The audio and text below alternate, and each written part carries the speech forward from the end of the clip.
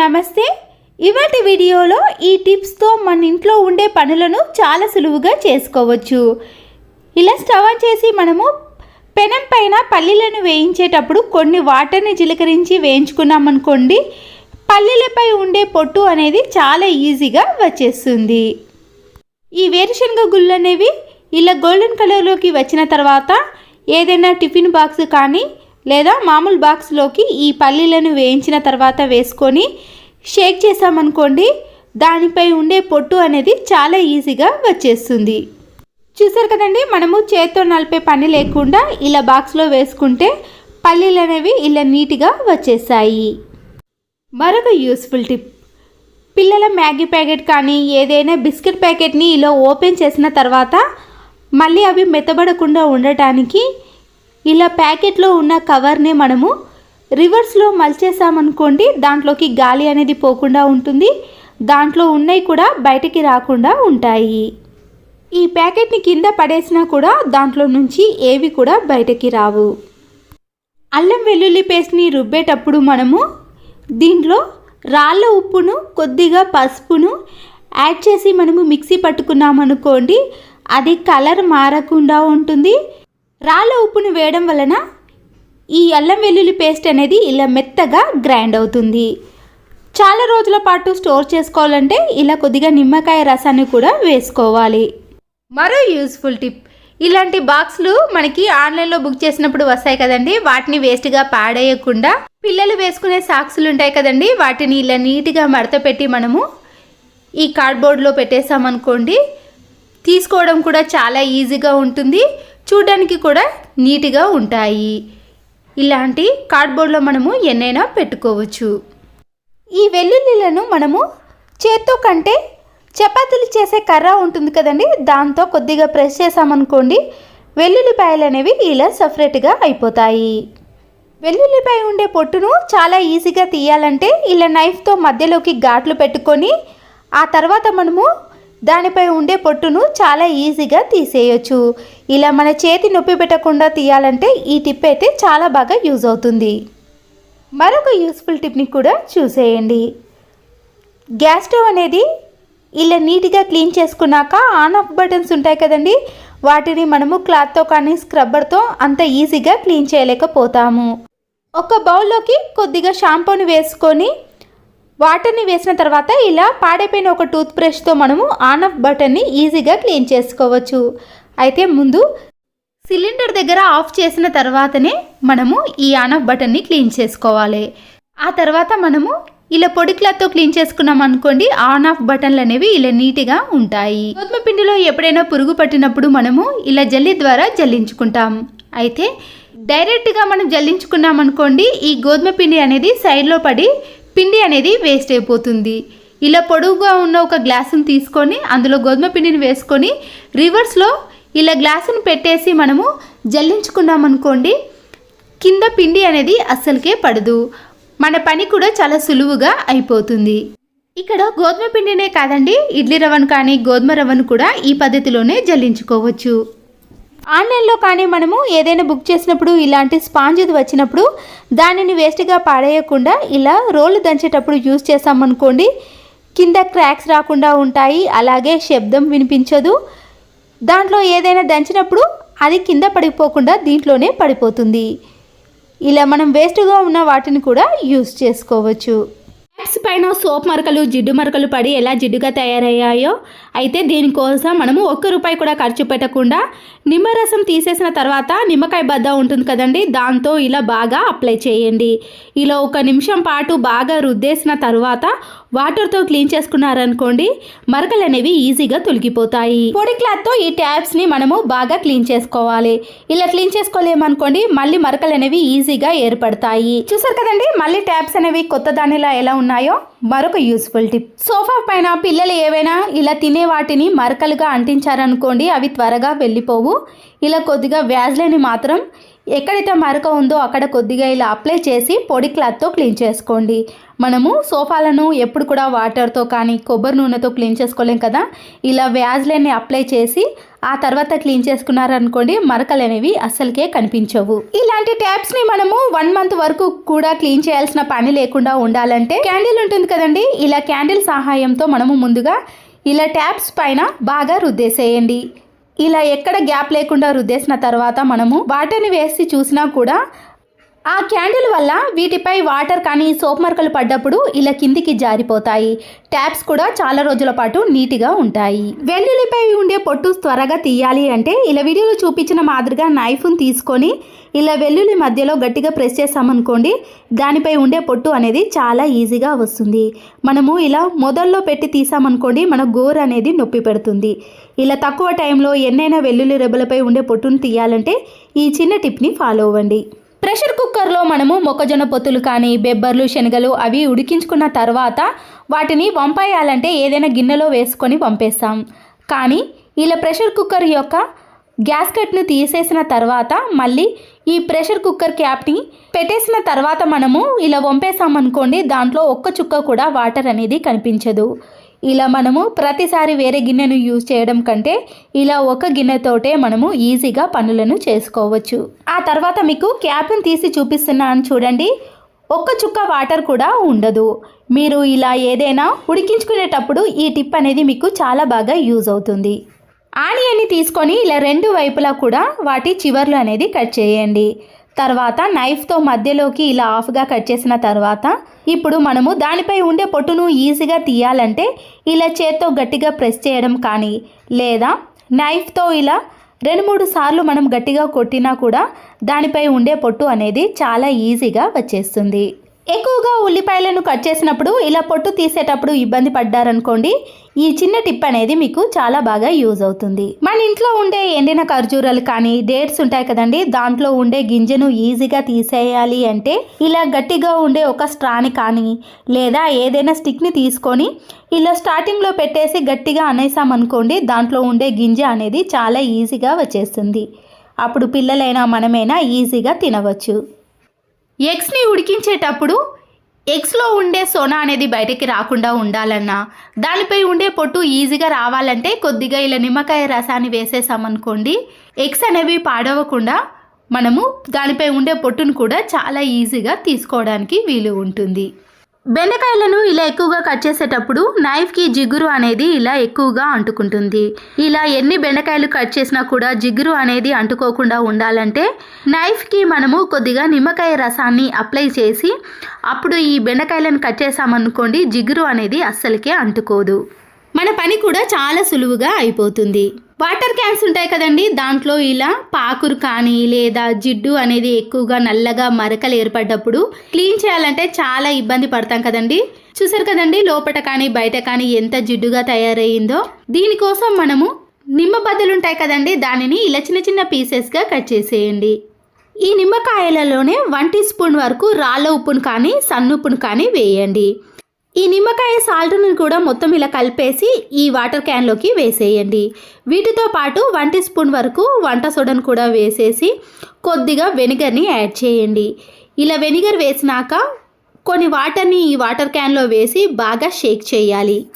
ఇలా ఒక 30 seconds పాటు బాగా చేసామనుకోండి, దాంట్లో ఉండే పాకురు కానీ జిడ్డు అనేది పూర్తిగా వచ్చేస్తుంది. చూసారు కదండి, నేను తర్వాత వాటర్తో క్లీన్ చేసి చూపించాను. ఎంత నీట్గా క్లీన్గా కనపడుతుందో. లోపల కానీ బయట కానీ పాకురు కానీ నల్లటి మరకలు కానీ అస్సలకే కనిపించదు. మరొక యూస్ఫుల్ టిప్, ఇలా ఏదైనా ఒక ప్లాస్టిక్ బౌల్లోకి కొద్దిగా కోల్గేట్ పేస్ట్ని వేసిన తర్వాత హాఫ్ షాంపూ ప్యాకెట్ని కూడా వేసేయండి. వాషింగ్ మిషన్ లిక్విడ్ కానీ మన ఇంట్లో ఉండే ఏదైనా సర్ఫ్ను కూడా కొద్దిగా వేయండి. వాటర్ని వేసి ఈ పేస్ట్ కానీ షాంపూ కానీ పూర్తిగా కలిసేటట్టు కలుపుకోవాలి. ఇప్పుడు ఈ వాటర్ని తీసుకొని వాష్రూమ్లో ఉండే టైల్స్ అనేవి ఇలా తెల్లగా కానీ జిడ్డుగా తయారైనప్పుడు ఈ వాటర్ని కూడా కొద్ది కొద్దిగా వేసుకుంటూ మనము బ్రష్తో క్లీన్ చేసుకోవాలి. ఈ లిక్విడ్తో వాష్రూమ్ కానీ టైల్స్ కానీ చాలా నీట్గా క్లీన్గా కనబడతాయండి. ఎలాంటి జిడ్డు మరకలైనా గారపట్టిన మరకలైనా తొలగిపోతాయి. ఇలా వాష్రూమ్ మొత్తం క్లీన్ చేసుకున్నాక వాటర్తో క్లీన్ చేయండి. మీకు నిజంగానే చాలా నీట్గా ఉంటుంది. కిచెన్ సింక్ అనేది నూనె మరకలు కానీ ఏదైనా బ్యాడ్ స్మెల్ వచ్చినప్పుడు ఇలా ఎక్స్పైర్ అయిపోయిన పాల పొడి ఉంటుంది కదండి, దాన్ని కొద్దిగా వేసిన తర్వాత మనము సర్ఫ్ను కూడా వేసి ఇలా కిచెన్ సింక్ను బాగా క్లీన్ చేసుకోవాలి. దీనివల్ల ఆయిల్ మరకలు కానీ ఎలాంటి బ్యాడ్ స్మెల్ అనేది రాకుండా నీట్గా కనబడుతుంది. చాక్లెట్ ఫ్రేమ్ ఉంటుంది కదండి, ఈ ఫ్రేమ్లో మనము ఇలా చిన్న చిన్న టిక్ టాక్ పిన్స్ కానీ శారీ పిన్స్ని కానీ హెయిర్ బ్యాండ్స్ని ఇలా మనము నచ్చినవన్నీ కూడా వేసుకోవడానికి చాలా కంఫర్ట్గా ఉంటుంది. పిల్లల బెల్టులు కానీ ఇలా స్కూల్ యూనిఫామ్ బెల్టులు ఉంటాయి కదండి, మనము ఇలా నీట్గా మడత పెట్టినా కూడా స్పేస్ అనేది ఎక్కువగా తీసుకుంటుంది. ఇలా వీడియోలో చూపించిన మాదిరిగా పొడవులో మడత పెట్టి కార్డ్బోర్డ్ రోల్ ఉంటుంది కదండి, దాన్ని ఇలా చిన్నగా కట్ చేసి ఈ బెల్ట్కు ఇలా వేసేయండి. దీనివల్ల ఇది మడత అనేది పోకుండా ఉండటం వలన చాలా నీట్గా ఉంటుంది. టమాటా పైన ఒక 1 రూపీ క్యాన్తో ఇలా వీడియోలో చూపించిన మాదిరిగా పైనుంచి కింది వరకు ఇలా గట్టిగా ప్రెస్ చేస్తూ టమాటా చుట్టూ కూడా అప్లై చేయాలి. ఇలా చేయడం వలన మనము గ్యాస్ స్టవ్ పైన వీటిని ఉడకబెట్టకుండానే డైరెక్ట్గా దానిపై ఉండే పొట్టు అనేది వచ్చేస్తుంది. చిన్నపిల్లలకు ఎప్పుడైనా కుక్కర్లో మనము టమాటా వేయాలంటే ఒక్కొక్కసారి ఇలా పైన ఉన్న పొట్టు అనేది త్వరగా అరగదండి. అలాంటి వారికి కూడా ఈ టిప్ అనేది చాలా బాగా యూజ్ అవుతుంది. నేను ఇక్కడ 2 టమాటాలను కూడా ఇదే ప్రాసెస్లో చేశాను. ఆ తర్వాత మనము నైఫ్తో పైన 4 ఘాట్లు పెట్టుకున్నామనుకోండి, దానిపై ఉండే పొట్టు అనేది ఈజీగా వచ్చేస్తుంది. ఎప్పుడైనా టమాటో చారు చేసుకోవాలన్నప్పుడు ఇలా మనము గ్యాస్ స్టవ్ పైన వీటిని వేసి ఉడికించుకుంటాం కదండి, చాలా టైం తీసుకుంటుంది. ఇలా త్వరగా ఉడికించుకోవాలంటే మీకు ఈ టిప్ అనేది చాలా బాగా యూజ్ అవుతుంది. చూసారు కదండి, మనము ఇలా వేళ్ళతో అంటే చాలా ఈజీగా దానిపై ఉండే పొట్టు అనేది వచ్చేస్తుంది. ఇక్కడ తీసుకున్న టమాటా కూడా చాలా గట్టిదండి, కాయలాగానే ఉంది. పండుదైతే ఇంకా త్వరగా వచ్చేస్తుంది. ఆయిల్ అంతా కూడా క్యాన్లో వేసుకున్నాక ఈ ప్యాకెట్లో అయిపోయిందని అనుకుంటాం, కానీ కొద్దిసేపటి తర్వాత మనము ఇలా ఒక గిన్నెను తీసుకొని ఆయిల్ కవర్ని ఇలా రివర్స్లో బోర్లించేసామనుకోండి, దాంట్లో ఎంతో కొంత ఆయిల్ అనేది ఖచ్చితంగా ఉంటుంది. ఒక 15 to 20 మినిట్స్ పాటు మనము అలాగే ఉంచేసామనుకోండి, ఈ ఆయిల్ అనేది ఇలా మిగిలిందంతా కూడా ఈ గిన్నెలో పడిపోతుంది. అప్పుడు మనము పోసి పెట్టుకోవడానికి కానీ దేనికైనా యూజ్ చేసుకోవడానికి ఈ ఆయిల్ అనేది యూజ్ అవుతుంది. ఖాళీ కూల్ డ్రింక్ బాటిల్స్ ఉంటుంది కదండి, నైఫ్ను కొద్దిగా వేడి చేసి ఇలా క్యాప్ కింది భాగం వరకు కట్ చేసుకోండి. తర్వాత పైన ఉన్న క్యాప్ను తీసేసి డబుల్ గమ్ టేప్ను కట్ చేసుకున్న క్యాప్ కానీ కిచెన్లో ఉండే టైల్స్కి కానీ డబుల్ గమ్ టేప్ని అతికించేసి కట్ చేసిన దాన్ని దీనికి అతికించేసేయండి. ఇప్పుడు దీంట్లో మనము గ్యాస్ లైటర్ని కానీ సీజర్ని కానీ లావుగా ఉండే నైఫ్ని కానీ ఏదైనా వేసుకోవచ్చండి. వీటి కోసం ప్రతిసారి వెతకాల్సిన పని కూడా ఉండదు. అలాగే ఖాళీ కూల్ డ్రింక్ బాటిల్ని మరొకటి తీసుకొని ఇలా వీడియోలో చూపించిన మాదిరిగా కూల్ డ్రింక్ బాటిల్ పైభాగం వరకు కట్ చేసుకోవాలి. ఈ కట్ చేసుకున్న ఈ బాటిల్ని మనము గ్యాస్ స్టవ్ కింద ఈ లెగ్స్ ఉంటాయి కదండి, ఎప్పుడైనా లెగ్స్ అనేవి విరిగిపోయినప్పుడు కానీ అటు ఇటు కదులుతున్నప్పుడు ఈ కూల్ డ్రింక్ బాటిల్స్ని పెట్టేసామనుకోండి, మనము జరపడానికి చాలా వీలుగా ఉంటుంది. డబ్బులు ఖర్చు పెట్టి ఈ గ్యాస్ స్టవ్ లెగ్స్ని కూడా తీసుకోవాల్సిన పని ఉండదు.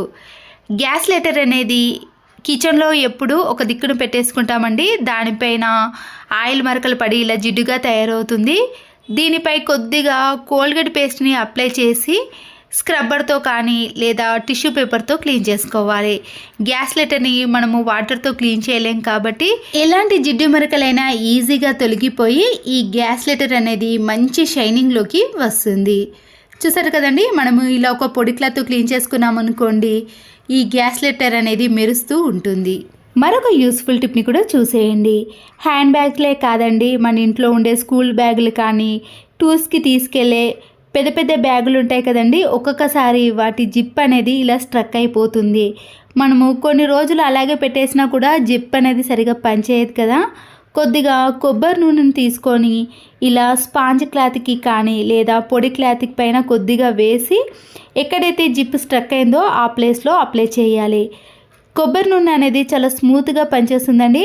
ఎంత స్ట్రక్ అయిపోయిన జిప్పులైనా సరే ఈజీగా పనిచేస్తాయి. మనము గట్టిగా లాగేసామనుకోండి జిప్ అనేది ఫెయిల్ అయ్యే అవకాశం ఉంటుంది కదా. అలా లాగకుండా ఇలా కొబ్బరి నూనెను అప్లై చేశారనుకోండి జిప్ అనేది చాలా స్మూత్గా పనిచేస్తుంది.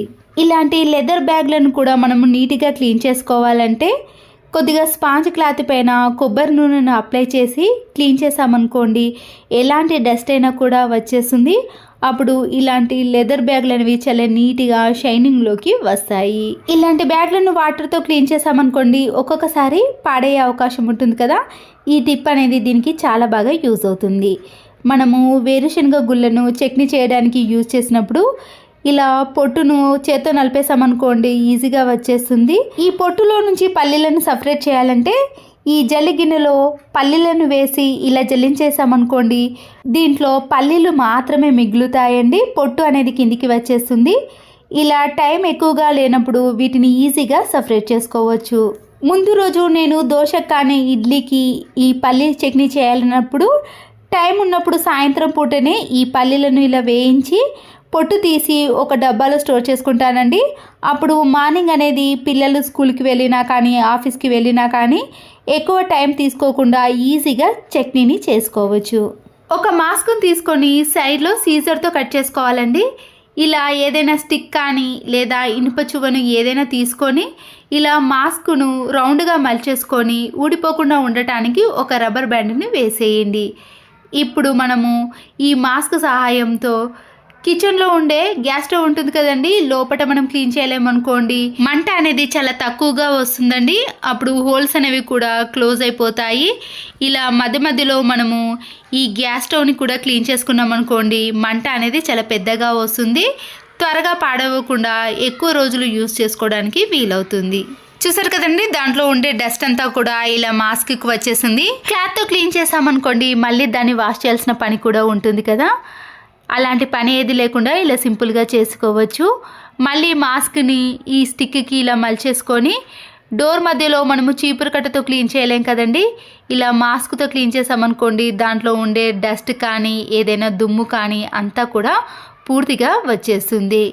ఇలా మనం పనిని చాలా వరకు తగ్గించుకోవాలంటే ఇలాంటి చిన్న చిన్న టిప్స్ని ఫాలో అవ్వాలి. డోర్ మధ్యలో ఉండే చిన్న చిన్న స్పేస్ని మనము ఇలా క్లీన్ చేసామనుకోండి దానికి ఉండే డస్ట్ అంతా కూడా ఇలా వచ్చేస్తుంది. మార్కెట్ నుంచి మనము కరివేపాకును ఇలా ఒకేసారి తెచ్చుకున్నప్పుడు ఫ్రిడ్జ్లో పెట్టుకొని స్టోర్ చేసుకున్నా కూడా ఒక్కొక్కసారి కలర్ అనేది మారిపోవటం కానీ ఎండిపోవటం లాంటివి జరుగుతూ ఉంటుంది.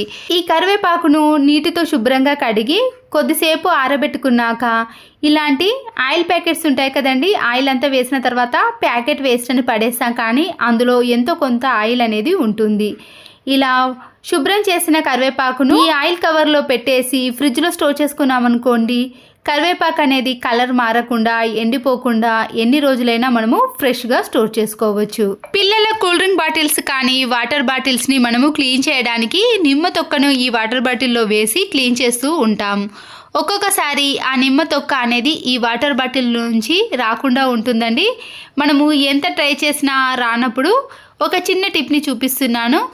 ఏదైనా ప్లాస్టిక్ కవర్ ఉంటుంది కదండి ఆ కవర్ని ఇలా రౌండ్గా మలుచుకొని అడుగు భాగాన్ని ఈ వాటర్ బాటిల్లో కింది వైపున పంపించాలి.